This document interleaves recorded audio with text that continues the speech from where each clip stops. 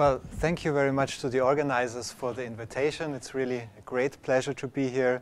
Good morning, ladies and gentlemen. It's also a great pleasure to see so many people in this early morning. So I would like to talk about our research on mathematics learning.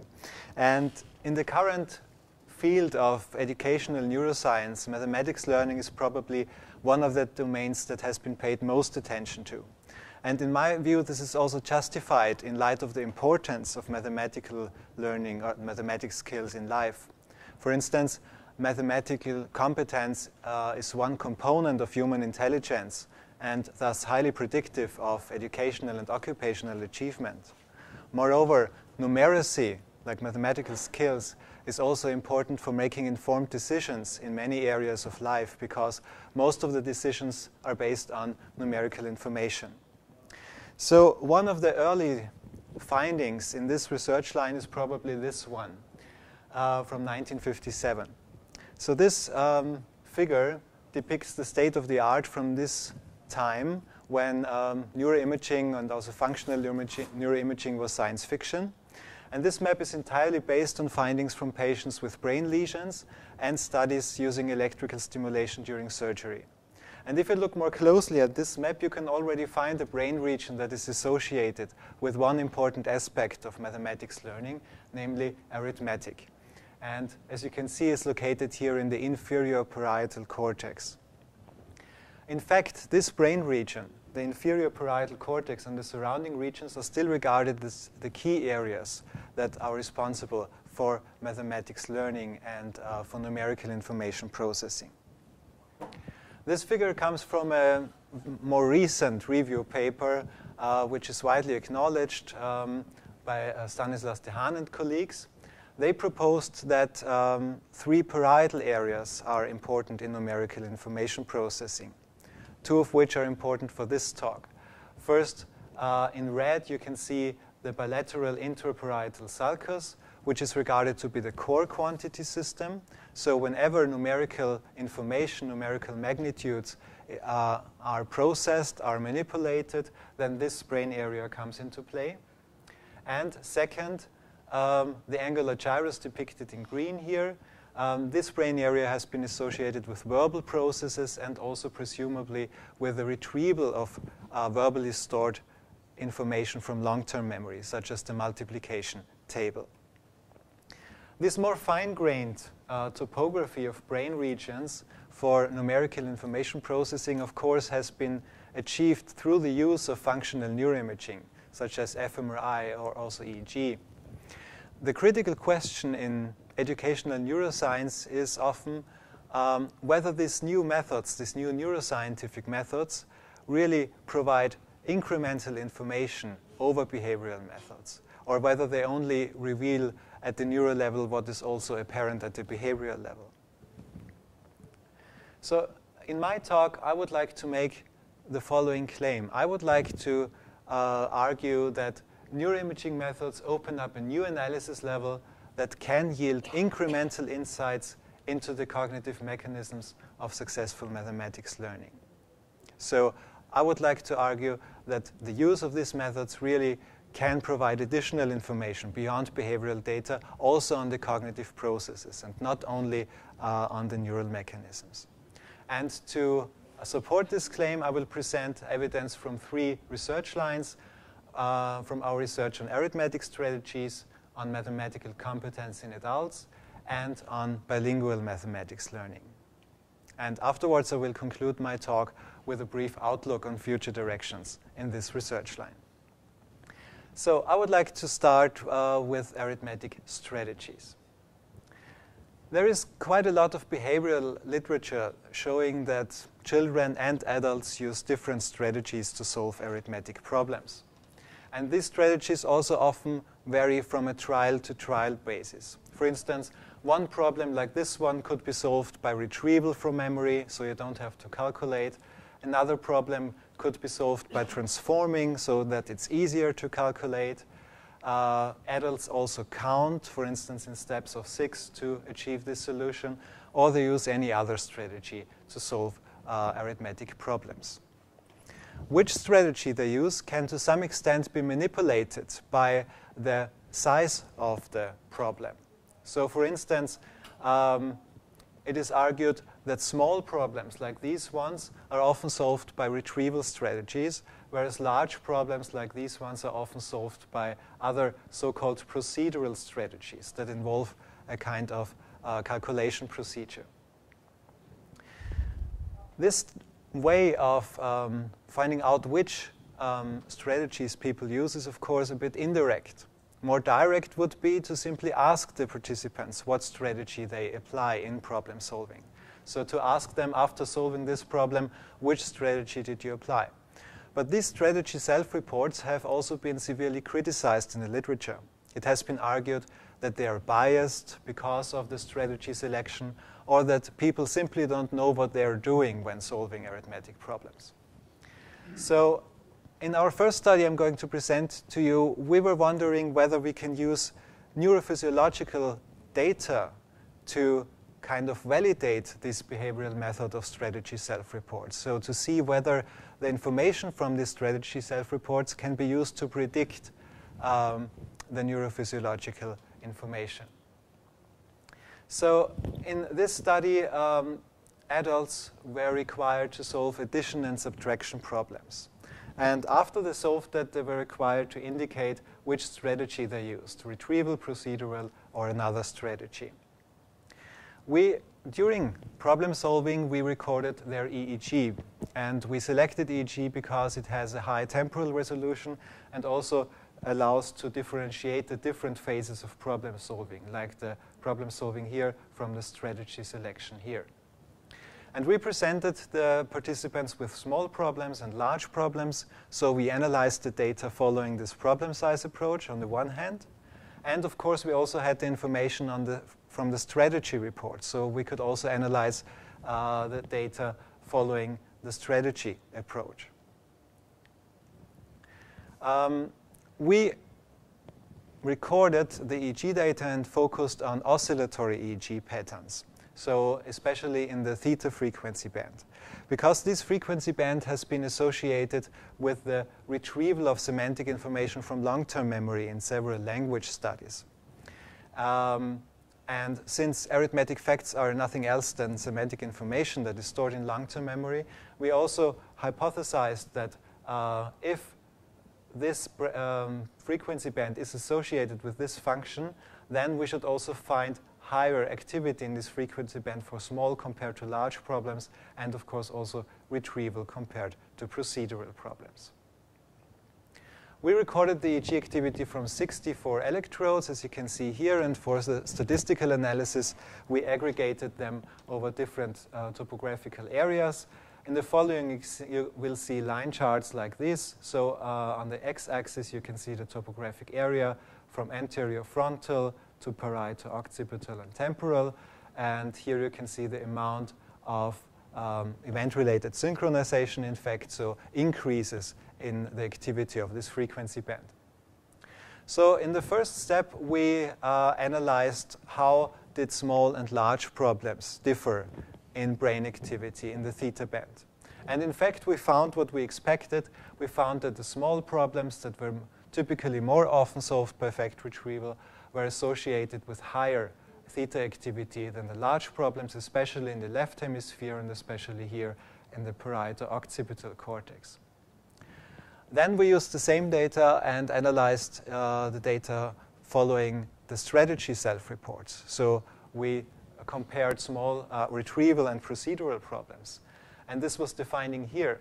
And if you can see, there are almost no differences. So whether we analyze the data following the self-reports or the problem size. And this can already be regarded as kind of the first hint that these strategy self-reports are valid. But of course, many small problems were solved by retrieval and many large problems by procedural strategies. So this is kind of the same data set, actually, or more or less the same trials we compared here. So we conducted a second analysis in this paper. We were wondering what happens if we hold constant one aspect. For instance, if we hold constant the problem size, would we still find differences between self-reported retrieval and procedural strategies? Or when we hold constant the self-reported strategy, would we still find differences between small and large problems? So if we find these differences, this would suggest that the strategy reports are more valid to capture strategy use compared to this, and vice versa. And in fact, only one of the two comparisons revealed significant differences, and this was this here. So as you can see, even if we hold constant the problem size, we still find significant differences between the self-reported strategies, in line with our expectations that the retrieval strategies were associated with higher theta activity than the procedural strategies.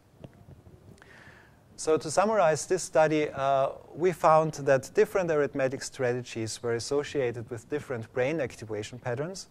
Especially the theta activity seems to be sensitive to retrieval strategies. But more importantly, this study reveals that the information from the strategy self-reports are tightly linked to the neurophysiological data, and even more strongly than the problem sizes. So in fact, in our view, this can also be regarded as neurophysiological evidence for the validity of these strategy self-reports. Now I would like to move on to the second line of research, to mathematical competence in adults. Research line were developmental studies that showed that with increasing age, there is an increasing functional specialization of parietal brain areas for mathematical information processing. For instance, in this study, Rivera and colleagues presented simple arithmetic problems to children and adolescents from 8 to 19 years. And they found that with increasing age, the activity in this task-related parietal brain regions increase, whereas activity in frontal, rather task-unspecific brain regions decreases. And we were wondering whether these results can also be generalized to adults who have achieved different levels of mathematical competence in their lives. So how do adults of lower and higher mathematical competence differ in brain activity? And to investigate these questions, we recruited a large number of participants and tested them on different intellectual abilities. And then we carefully selected two groups of individuals who only differed in the mathematical competence but not in other aspects of intelligence or competence levels. So in the first study we conducted, we were wondering how would more and less competent individuals differ during arithmetic information processing. And we presented them with multiplication problems, as you can see here, easier and more complex ones. And in this study we found that the more competent individuals more strongly activated these left hemispheric brain regions, with the strongest activation difference here in the left angular gyrus. You remember this is one of the critical brain regions that is associated with verbal information processing in numeracy. And the activation in these brain regions also turned out to be linearly related to mathematical competence. So as you can see, the higher the mathematical competence was, the stronger was the activation here in the left angular gyrus. The critical question here is, what does this activation difference reflect? What cognitive process does it reflect? And based on the previous evidence, we concluded that it may reflect a higher degree of arithmetic fact retrieval in more competent individuals. So presumably the more competent individuals may have solved more of these problems using fact retrieval, the retrieval of verbally stored facts. But this seems to be only half the truth, as a second study revealed in our research group. So, as you know, mathematical competence does not only consist of solving arithmetic problems. Another key aspect of mathematical competence is also the ability to extract numerical information from different types of representations. So, for instance, from graphs, tables, bar charts, and so on. So, we were wondering, how do adults of lower and higher mathematical competence differ in brain activity when they are demanded to retrieve the information from these different types of representation and to translate among these different types of representation. And to this end, we developed a kind of representation matching task. So we presented participants with pairs of bar charts and equations. And they simply had to indicate whether the information depicted in the bar chart was identical to that in the equation. We had 3 conditions. In the simplest one, the magnitude of 1 bar was given. Here, the minimum or maximum of the bars were given. And here, a calculation was additionally required. And please note that only this condition required mental arithmetic or calculation. They didn't. So this figure depicts the behavioral data. On the left, the solution rate, on the right, the response latencies. And as you can see, there were practically no performance differences between the 2 competence groups, except here for the condition where they were required to additionally perform a calculation. They did not differ in solution rate and response latency in the other 2 conditions. So what about the brain activity here? That was, of course, the interesting question. And here we contrasted both groups separately for each condition and found something for us quite intriguing. In red, you can see now which brain areas were more strongly activated in the more competent individuals. And as you can see, in all 3 conditions, we found that the more competent individuals displayed a stronger activity of the left angular gyrus. The findings in the first 2 conditions are, in our view, particularly remarkable because in these 2 conditions, we did not find any performance differences between the 2 groups, so they performed equally well, and still they differed in brain activity. And second, these 2 conditions did not require mental arithmetic, did not require fact retrieval, and still we found that the more competent individuals more strongly activated this brain region.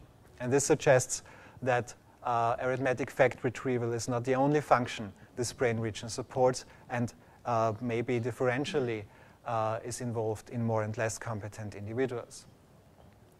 So this research line has revealed that the left angular gyrus seems to play a key role for mathematical competence. We do not yet know exactly what function this brain region supports, but there is quite strong evidence that this brain area is involved in the processing of mathematical symbols, such as Arabic digits or even equations, and also with mapping these symbols onto the semantic knowledge stored in long-term memory.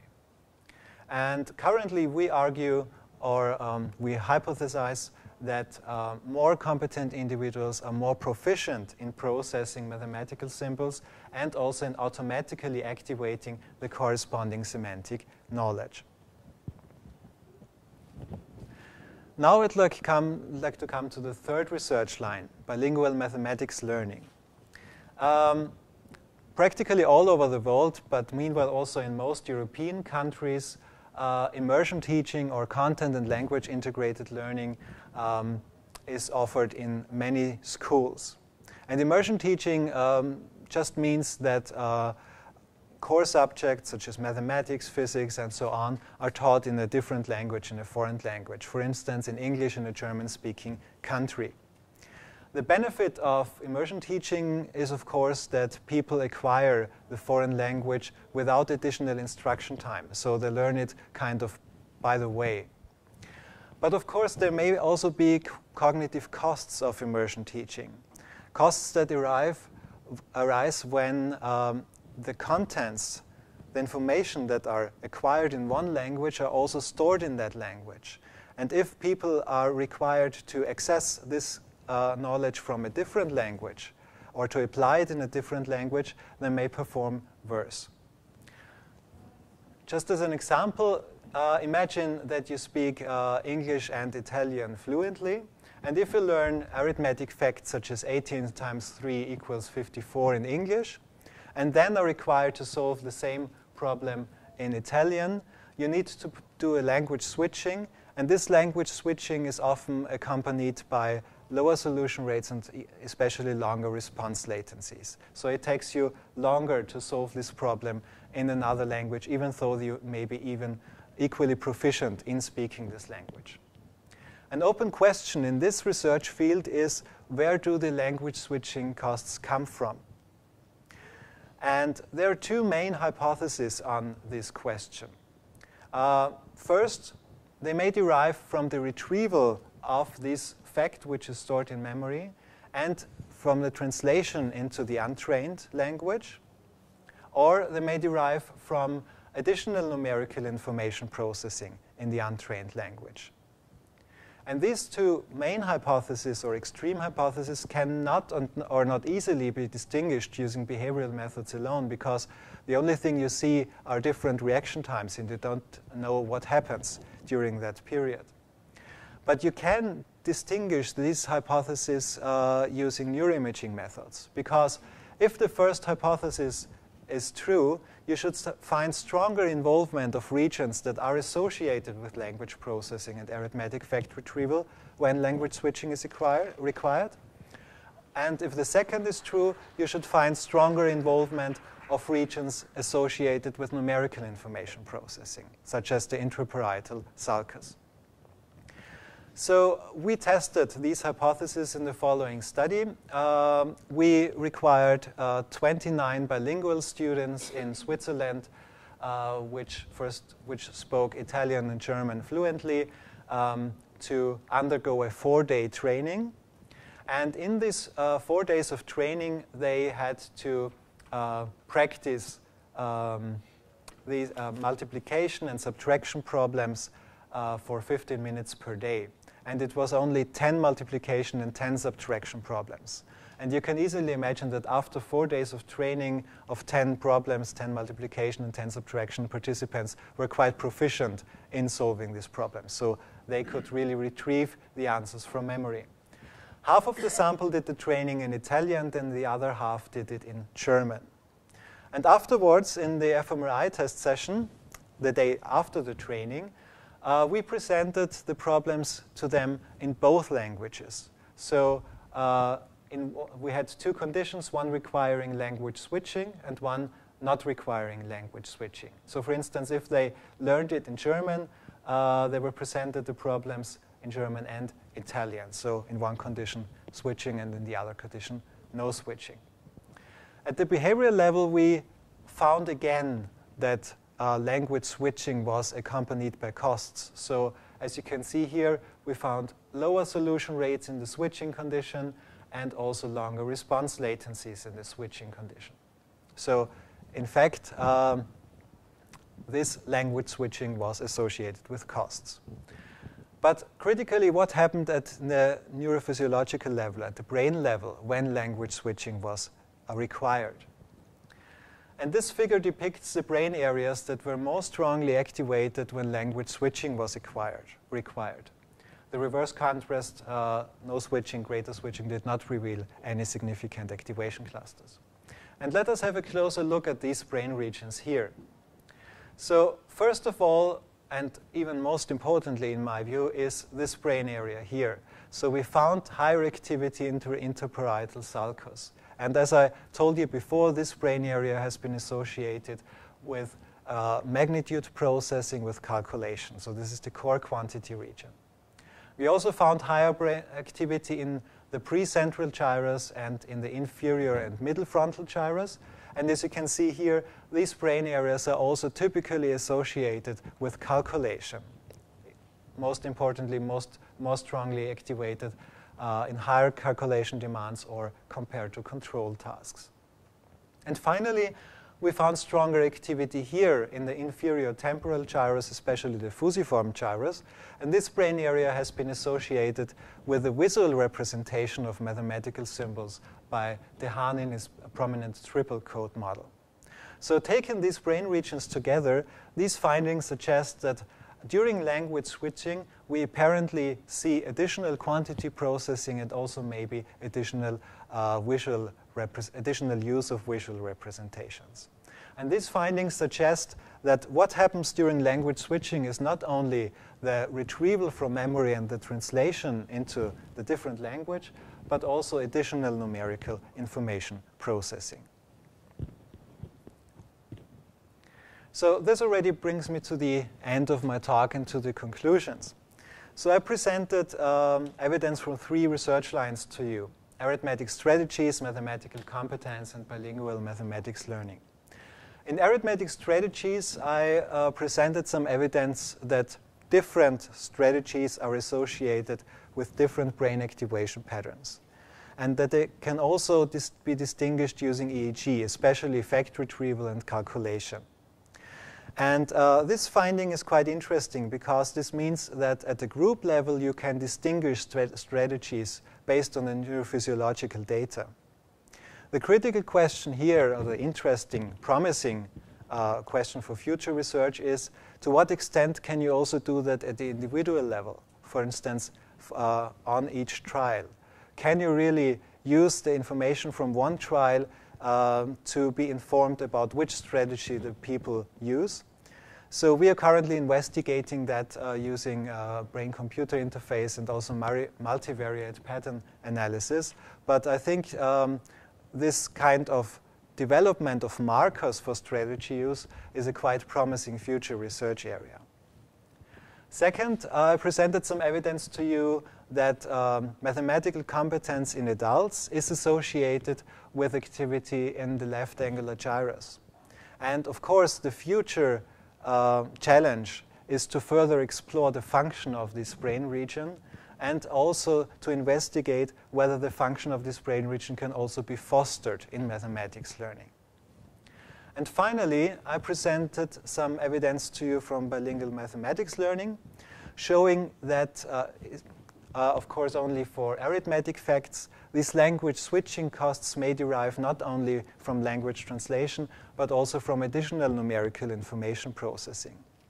And in this research field, in my view, there are even too few studies that investigate for which language, for which knowledge language switching costs emerge, and also what the cognitive processes of the switching costs are, because these are the important preconditions to be able to have learning conditions that reduce these switching costs. And in these research lines, I wanted to present you some examples or evidence to support this claim that neuroimaging methods open up a new analysis level that can yield incremental insights into the cognitive processes of successful mathematics learning, and I hope that I could also convince you of this claim in this talk. Thank you very much for your attention.